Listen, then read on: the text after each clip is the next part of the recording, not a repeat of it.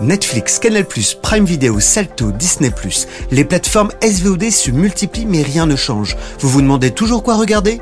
Télé Loisirs vient à votre rescousse chaque semaine dans À la demande, le podcast qui vous permettra de lancer le bouton play en toute sérénité. C'est un duel à plusieurs centaines de km/h qui se joue sur piste mais aussi sur les plateformes de streaming. Ce vendredi 11 mars, Netflix enclenche la première avec la saison 4 de Formula 1 Pilote de leur destin, plus connue sous le nom anglais de Formula One Drive to Survive. Quelques jours plus tard, le lundi 14 mars, c'est Amazon Prime Video qui passe la seconde avec MotoGP Unlimited. Qui sortira vainqueur de ce duel ? C'est le sujet de ce nouvel épisode d'À la demande, le podcast de la rédaction de Télé Loisirs consacré aux plateformes de streaming.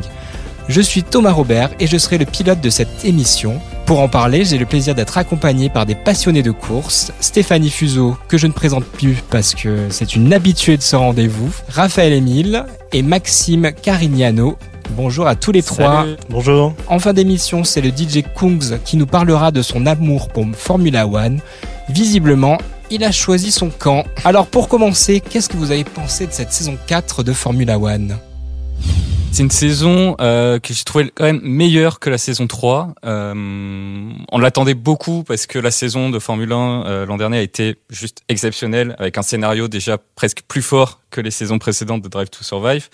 Donc il y avait une vraie curiosité de voir comment ça allait être retranscrit à l'écran. Je suis partagé sur certains épisodes. Je trouve notamment que c'est normal parce que forcément la rivalité Hamilton-Verstappen et la rivalité du coup Mercedes-Red Bull, il fallait la montrer. Après, il y a 4 épisodes quasiment consacrés qu'à ça. Le fait que Verstappen ne parle pas fait qu'on voit beaucoup Christian Horner, le patron de Red Bull, qui est quand même pas la personne la plus sympathique au monde. Donc voilà, je trouve qu'on passe beaucoup de temps dessus et quand on a suivi la saison, toutes ces images-là, on les a un peu vues et j'ai préféré finalement les autres épisodes, ceux consacrés à Daniel Ricciardo, à Haas, à Williams, à Esteban Ocon. Mais parfois, ils étaient justement un peu trop courts. Je pense que l'épisode sur Esteban Ocon, en tant que Français, on avait envie de voir vraiment sa victoire et le fait de faire une rivalité, construire une pseudo-rivalité avec Yuki Tsunoda qui n'avait aucun sens, alors qu'il y en a un qui démarrait sa carrière, l'autre qui est quand même plus affirmé depuis longtemps. Voilà, il y avait des raccourcis de scénario qui n'avaient pas grand sens à mon avis. Voilà. Après, le problème de base de Drive to Survive, c'est que ça veut à la fois s'adresser à ceux qui ne regardent pas la Formule 1. Du coup, on a droit aux commentaires de Will Buxton qui te raconte que celui qui est en pole position part en première place. Oui, ça d'accord. Au bout d'un moment, c'est vrai qu'on en a un peu marre de ces poncifs-là. Mais c'est important effectivement pour le grand public. C'est du coup important pour le grand public de raconter toute la rivalité Hamilton-Verstappen parce que si t'as pas suivi la saison, effectivement, c'est le truc le plus important. Quand t'es un peu plus spécialiste, c'est vrai que t'as envie de voir des choses que t'as pas forcément vues.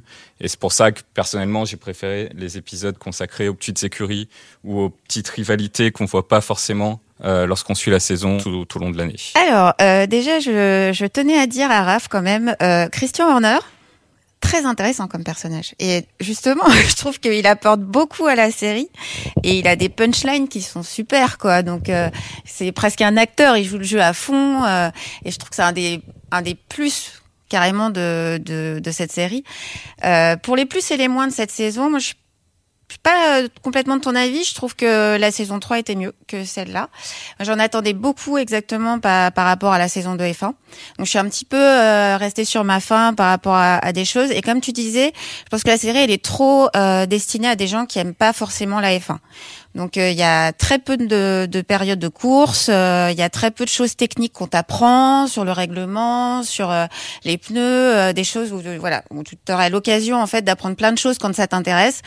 Et là, finalement, ça reste un peu en surface. Et les pilotes aussi, je suis un peu frustrée. Je pensais qu'on irait un peu plus en profondeur au fil des saisons. La première saison, ok, ça reste un peu en surface. Tu vois un petit peu les pilotes, un petit peu leurs relations. Ça reste vraiment en surface, donc on les connaît pas bien. J'aimerais bien qu'on les voit plus aussi à part, qu'on sache un petit peu plus leur style de pilotage, ce qu'ils aiment, etc. Qu'ils se livrent un peu plus. Ils jouent le jeu, mais c'est un peu show-off, quoi. Voilà, je fais ma série, le pilote de F1, et t'as l'impression que ça gratte pas derrière. Voilà, et sinon, j'aime bien, moi aussi, les interventions des journalistes spécialistes de F1. Je trouve qu'ils sont bien et qu'ils disent des trucs intéressants. Ce qui n'est pas toujours le cas. Et voilà. Et puis, ah oui, si aussi, je voulais dire que je déteste Daniel Ricciardo. C'est gratuit, là. Non, c'est argumenté. Ah, on en reparle. Et toi, Maxime ? Malheureusement, cette année, j'ai été un peu déçu par la saison 4, avec un bilan un peu mitigé. Je trouve que les épisodes sont un peu lents. Les pilotes et les écuries ont, selon moi, pas assez joué le jeu. On voit très peu Max Verstappen, Lewis Hamilton, ils font très peu d'interviews. On devait avoir les coulisses de la Formule 1 et finalement, on n'a quasiment rien eu. Et ça, je trouve ça vraiment dommage pour le coup. En revanche, à la fin de la saison, on a un magnifique duel entre Lewis Hamilton et Max Verstappen.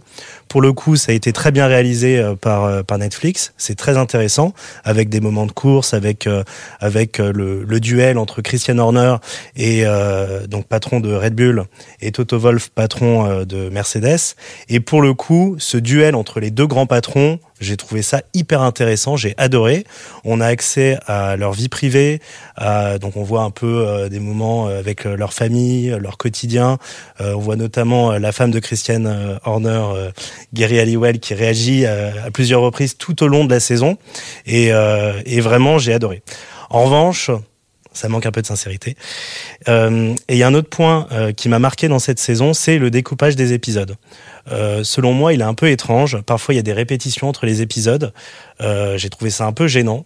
Et pour certains épisodes, pour être tout à fait honnête, j'avais envie de regarder en accéléré.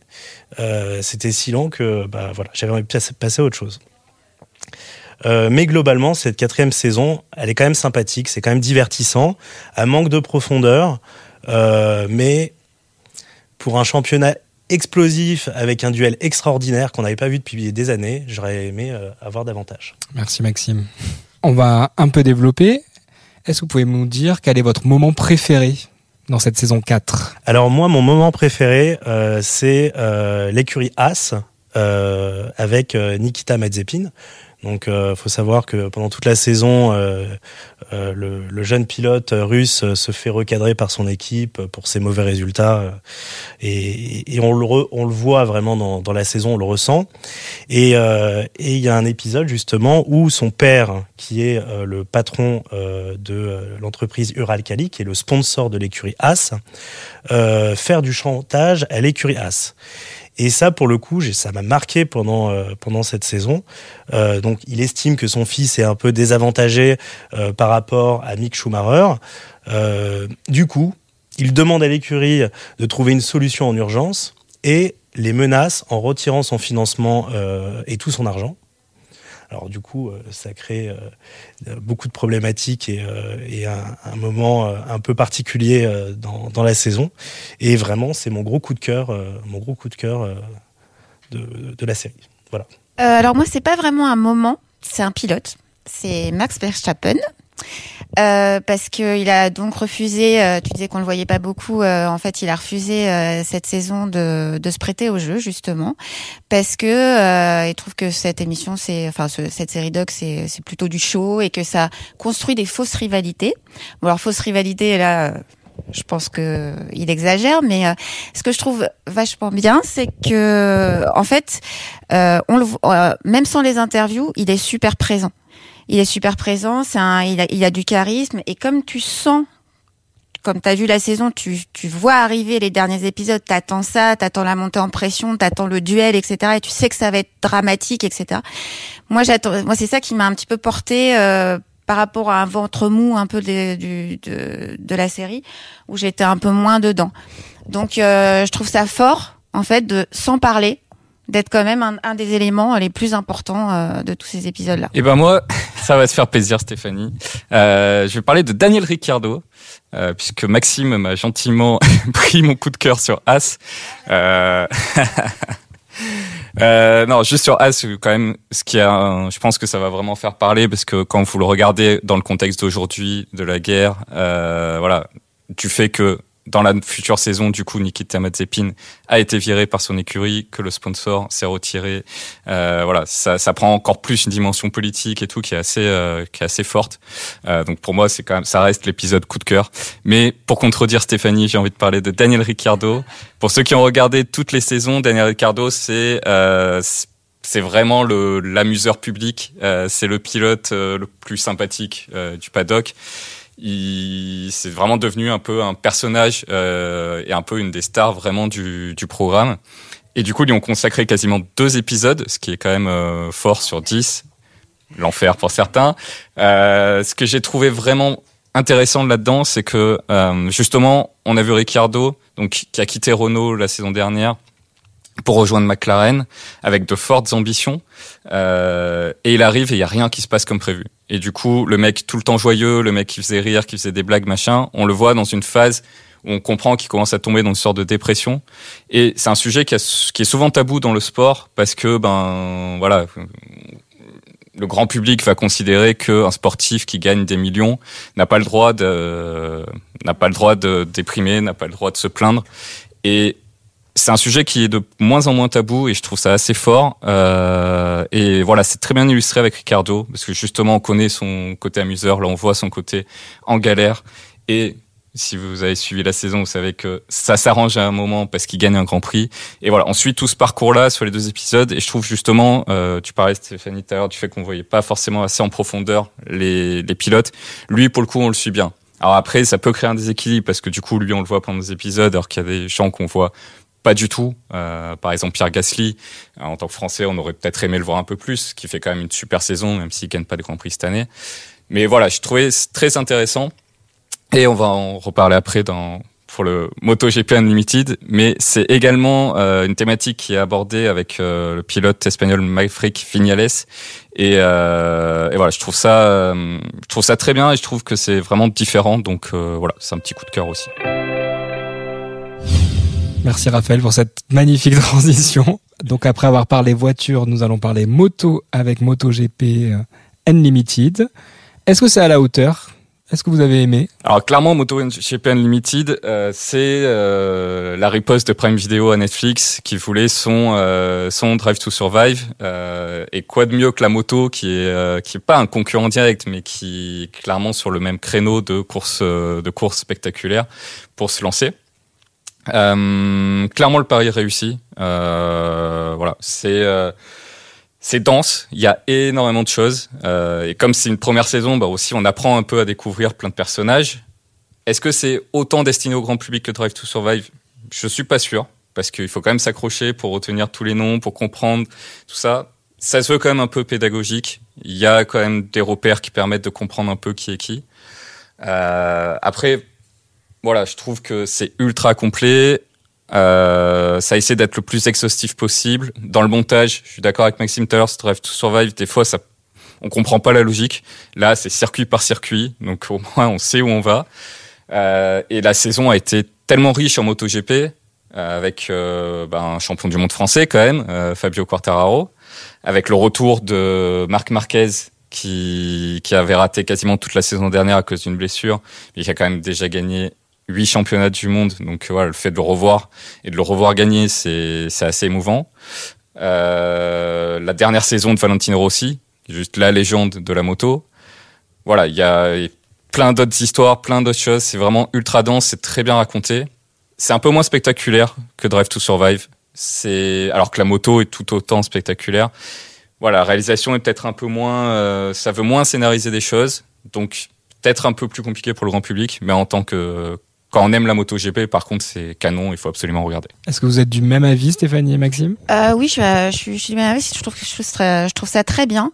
Moi, déjà, je suis très contente que on donne de la visibilité aux pilotes de moto parce que ils sont sous-estimés depuis des années.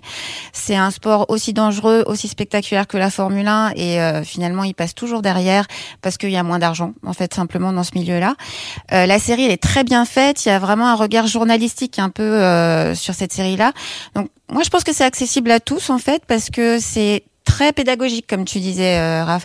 Donc même si on n'aime pas la moto, on va découvrir un univers. Alors on accroche ou pas, mais on va découvrir un univers. Et surtout, ce que j'ai retenu moi de ça, c'est que ces pilotes qui risquent leur vie quand même sont d'une humilité et ce sont de vrais athlètes, quoi.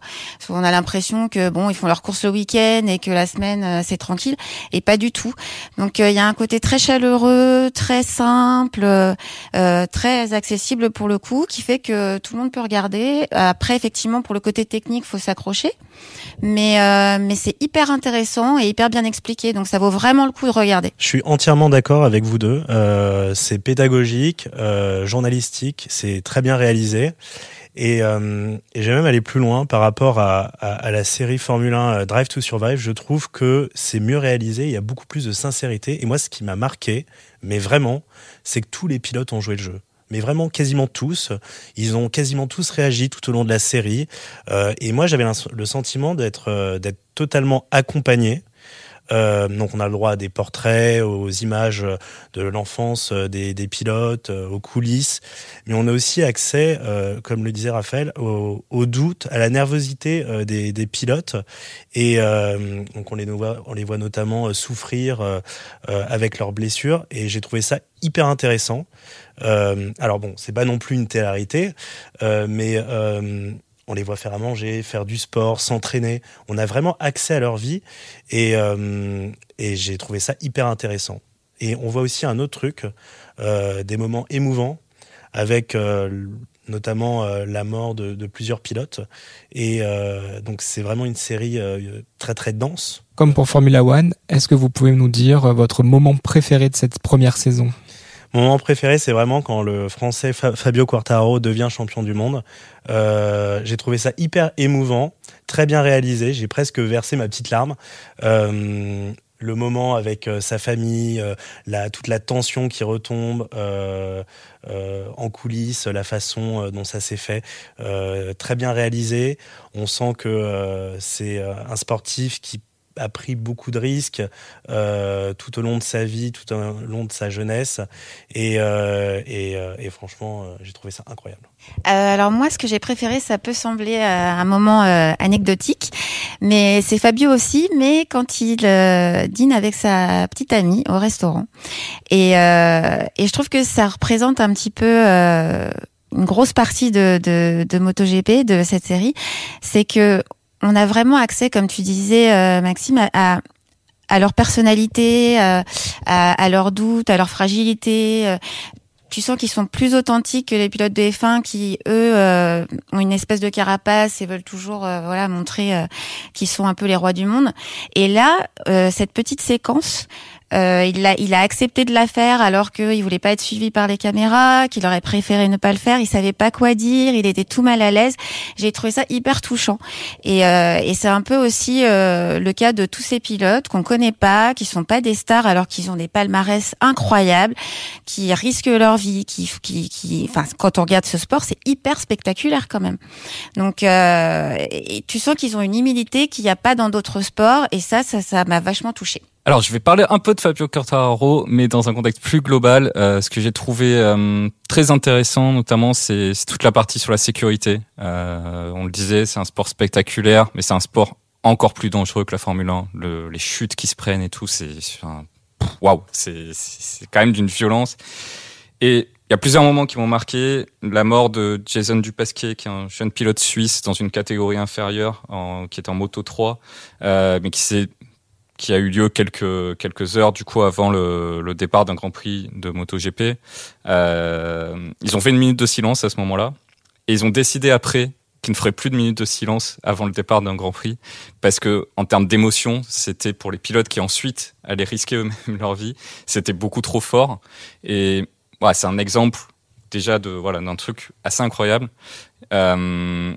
Fabio Quartararo, c'est un autre moment assez dingue de la saison, où il a un problème avec sa combinaison qui s'ouvre et il finit le Grand Prix à moitié torse nu.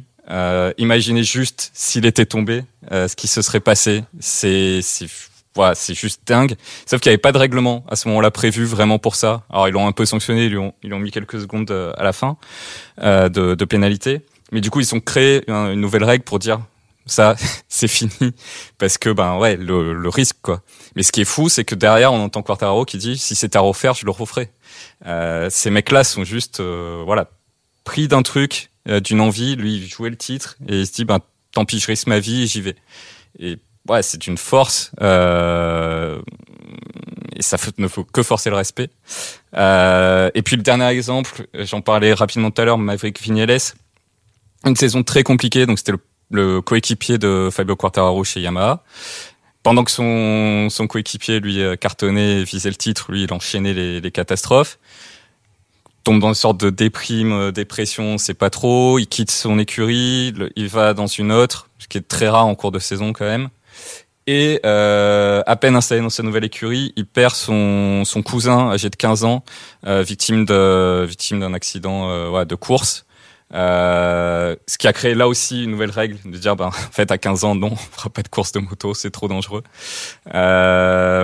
C'est les accidents qui créent les règles et j'ai trouvé ça très intéressant la manière dont c'était raconté. Et ça se voit pas forcément à l'image que c'est un sport plus spectaculaire que la Formule 1, mais vraiment que ce soit en termes de course où il y a du suspense à tous les étages, où il y a un nombre de gagnants impressionnant, que ce soit en termes de risque, que ce soit en termes de tout, la MotoGP c'est vraiment un sport incroyable. Et pour ceux qui, du coup, sont fans, on ne peut que conseiller de regarder.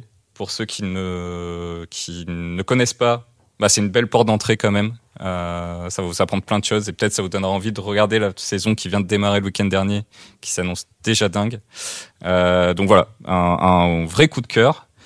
Et bon, je pense qu'on est tous d'accord quand même pour dire qu'il faut regarder les deux. Oui, c'est pas la même chose en fait. C'est-à-dire que la Formula One, je trouve que tu regardes pour du fun. Tu t'éclates, tu regardes le truc. Et Moto Grand Prix, t'es un peu plus immergé dans... Si avec qu'un vainqueur. Ah non. Moi, j'ai une petite préférence pour la MotoGP quand même. Là, c'est... Sans développer, donc MotoGP. Ouais, je pense. On va dire la nouveauté MotoGP aussi. Ouais, c'est dur, mais j'aime trop la F1. Petit aparté avant de te laisser reprendre les commandes de cette émission, Thomas.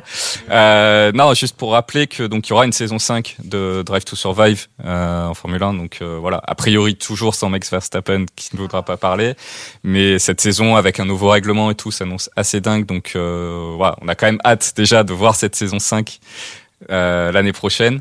A priori, il y aura une saison 2 de MotoGP aussi, il n'y a pas de raison. Et surtout, c'est vraiment un secteur que beaucoup veulent creuser, puisque Netflix va faire la même chose avec du golf. Bon, là, c'est peut-être pas gagné pour que ce soit grand public quand même. Et avec du tennis, et avec tout ce qui s'est passé avec Djokovic à l'Open d'Australie, machin, je pense que déjà, ça va être une série qui va être absolument dingue. On reste dans l'ambiance avec la carte blanche de la semaine. Le DJ Kungs évoque avec nous sa passion pour Formula One. En voilà un qui sera donc devant son écran pour la nouvelle saison ce vendredi 11 mars. Il y a un programme récemment qui m'a vraiment marqué, c'est le documentaire Netflix sur les pilotes de Formule 1. Mmh. Je trouvais ça incroyable, ça s'appelle Formula One Drive to Survive. Et ça montre à quel point les sportifs de haut niveau sont des personnes déterminées, prêtes à tout pour atteindre leur objectif. Et je trouve qu'il y a vraiment une corrélation avec le monde de la musique et le monde artistique. C'est un monde où il y a énormément de concurrence, la compétition est rude. Et moi j'ai beaucoup d'admiration pour les sportifs qui ont un mental à toute épreuve. Et vraiment on le voit dans ce documentaire que c'est très très dur. Donc là-dessus j'ai pris une grosse claque. Ouais. Et voilà, c'est déjà la fin de cet épisode d'À la demande consacré à ces deux séries documentaires qui vont faire du bruit. Merci Stéphanie, Raphaël et Maxime pour vos avis tranchés. Merci. Merci beaucoup. Merci beaucoup. Merci également à vous de nous avoir écoutés. N'hésitez pas à nous soutenir en likant et commentant l'épisode. Rendez-vous la semaine prochaine pour un nouvel épisode d'À la demande. Vous pouvez retrouver ce podcast sur Deezer, Spotify, Apple Podcasts et toutes les plateformes de podcast.